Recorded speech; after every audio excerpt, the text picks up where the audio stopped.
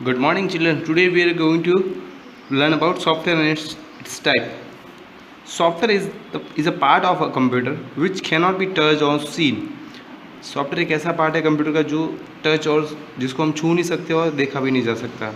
As you know about it, every applications have store in your mobiles is a software. जो भी तुम्हारे phone के अंदर application वगैरह जो भी दिखता है वो सारा का सारा सॉफ्टवेयर है. Software is a collections of programs. Software को कलेक्शन ऑफ प्रोग्राम कहते हैं और प्रोग्राम को कलेक्शन ऑफ इंस्ट्रक्शन कहते हैं. That are stored and run on a computer hardware and help user to work on a computer. अब software user को भी हेल्प करता है वर्क करने के लिए.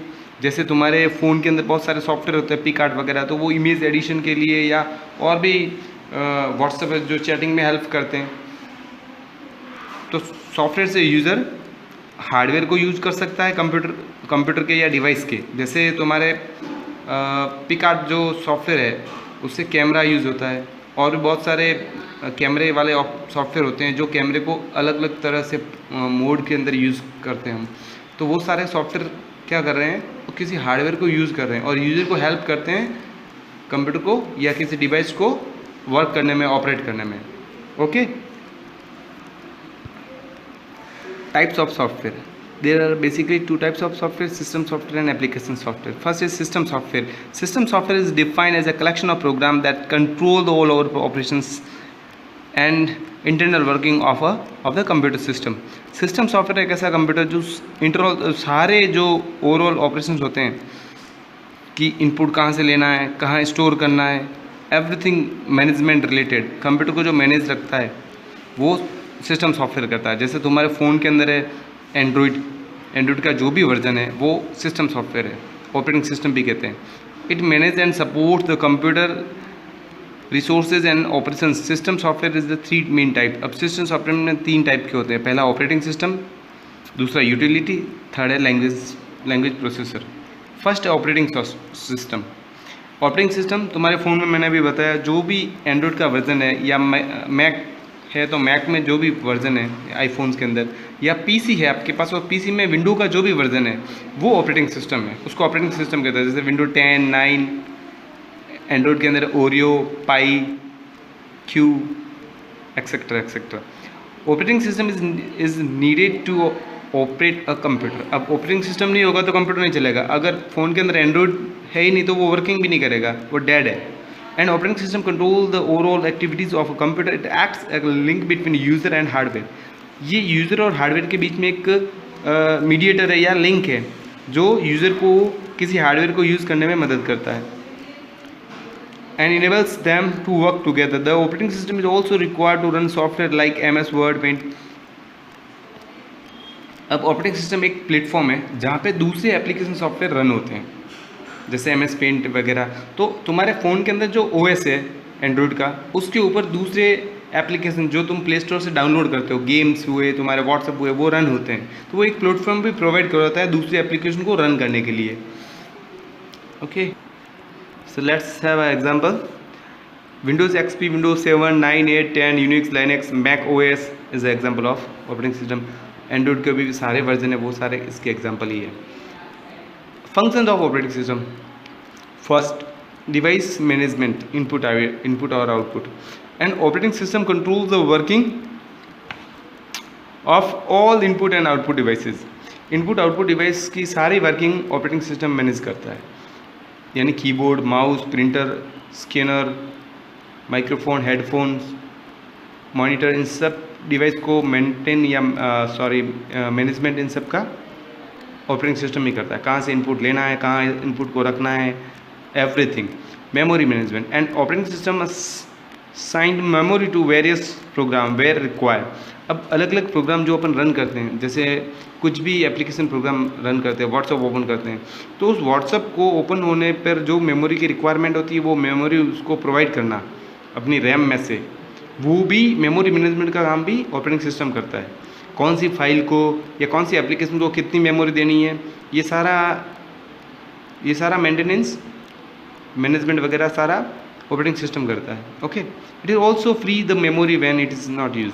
और ये जब भी वो एप्लीकेशन आप बंद कर देते हो तो उन मेमोरी के अंदर जो उसका डेटा पड़ा रहता है उसको भी रिलीज़ कर देता है, ताकि दूसरी एप्लीकेशन उस मेमोरी के उस पार्ट को यूज़ कर सके। Process management and operating system manage the working of the process by allotting various jobs to it. अब ये प्रोसेस मैनेजमेंट भी करता है। अब प्रोसेस में क्या रहता है कि आप जब एप्लीकेशन कुछ भी ओपन करते हो, एक भी एप्लीकेशन, तो उसमें बहुत सारी फाइल्स प्रोसेस में चलती है, तो उन प्रोसेस का भी सीक्वेंस सही रखता है, कौन सी जॉब को पहले फिनिश करना है, क्या रहता है, क्योंकि हज़ारों प्रोसेस जॉब आते रहते हैं उसके प्रोसेस में, तो वो प्रोसेस मैनेजमेंट भी करता है। पहले आया उसको पहले first come first serve, first last come first serve, short job first, ये इसकी प्रोसेस मैनेजमेंट की थोड़ी एल्गोरिथम्स हैं, इसके अकॉर्डिंग ये अपना काम करता है। File management and operating system keeps the track of information regarding creation, deletion, transfer, copy और storage of the file in organised way. अब ये ट्रैक भी रखता है कि ये कॉपी कब हुआ, इसको लास्ट बार कब ओपन किया गया, एवरीथिंग। तो फाइल मैनेजमेंट भी इसका भी ये बहुत बड़ा रोल है। आपको भी डेटा कॉपी करते हो कंप्यूटर में, तो उसकी डेट वेट लिखी आ जाती है कि कब कॉपी हुआ था। Security, it's provide security bye means of password, prevent miss use of computer. अब ये आप सबको पता है, आप अपने फ़ोन पे भी रखते हो, so it's also provide security. Okay, next is utility programme. Utility programme perform a specific task usually related to managing computer, its devices और its programs। अब ये स्पेसिफिक टास्क के लिए यूटिलिटी में तुम्हारे एंटीवायरस हुए, डिस्क डिफ्रेगमेंट हुआ, backup हुआ, ये सारे यूटिलिटी प्रोग्राम्स हैं। These programs assist the smooth functioning of the computer system and help computer to perform better. Some utility help you avoid virus attacks, some in checking backup of data to recover data has been accidentally erased on and so on। अब इसने बताया गया virus attack से prevent करने के लिए antivirus हुआ, ये यूटिलिटी प्रोग्राम्स हैं। बैकअप लो लेते हैं, बैकअप के लिए जो सॉफ्टवेयर यूज़ करते हो वो यूटिलिटी है, और बैकअप लिया हुआ उसको आप वापस रिस्टोर करते हो, तो ये सारे के सारे यूटिलिटी प्रोग्राम्स में आते हैं। These includes antivirus backup, disk cleanup, okay, file management, disk defragment, security network programs, and so on, and etc. You can buy various utility programs from various computer store. Some utility programs are also available free of cost on the internet. अब कुछ जो free of cost है वो भी देख लेते हैं, और बहुत सारे आप बाय भी कर सकते हो। Antivirus, they provides a protection to your computer against virus attacks. They include tool to recover lost files and protect your machines against system failure. अच्छा, तो एंटीवायरस तो आपको पता ही है, वो वायरस के अगेंस्ट काम करता है, आपके पीसी में वायरस के अटैक को रोक देता है, उसको प्रिवेंट भी करता है और रिकवर भी करता है फाइल को। Okay, backup, this is a process for recovering data in case damage, accidentally loss. Occasionally, a hard disk may fail, resulting in loss of all the files stored in it. अब क्या होता है कि कभी भी hardware failure हो सकता है, इलेक्ट्रिक से भी कुछ लॉस हो सकता है, तो हार्ड डिस्क का डेटा आप लॉस होने के पूरे चांसेस रहते हैं। तो आप बैकअप के जरिए हार्ड डिस्क का डेटा आप सेव भी कर सकते हो। Intelligent user keep his files on backup storage device so that the original files can be restored at the time of such failure. तो आप जब अपने डेटा का बैकअप ले लोगे तो उसको ओरिजिनल डेटा को वापस रिस्टोर कर सकते हो, अगर ऐसा कुछ हो जाता है तो। वो कहाँ ले सकते हैं? CD, पेन ड्राइव वगैरह, इन सब में भी बैकअप ले सकते हैं आप अपने ओरिजिनल फाइल का। फिर है compression, it is a process of shrink files. अब कंप्रेस करना, किसी भी चीज़ को छोटा करना, तो फाइल को श्रिंक करके स्टोर करना जिससे वो कम मेमोरी ऑक्यूपाई करेगा डिस्क पे, so we can store large amount of information. Okay, so that less disk space is occupied, then the file cannot be read directly and must be decompressed to their actual form before use।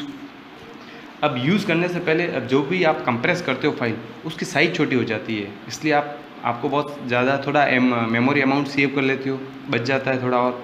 यानी अगर कुछ 100 MB का है तो वो 60-70 MB में या 40-50 MB में भी स्टोर कर सकते हो कंप्रेस करके। बट कंप्रेस जो फाइल होती है उसको डायरेक्टली यूज़ नहीं कर सकते, you have to decompress it back if you want to use. अगर आपको यूज़ करना है उसको डिकम्प्रेस करना पड़ेगा। तो आप जो लेटर यूज़ करने वाली चीज़ों को कंप्रेस करके अपने कंप्यूटर में स्टोर कर सकते हो ताकि आपका मेमोरी स्पेस काफ़ी मिल जाए। Okay, it's enough for today. Next time we will do language processor. Bye.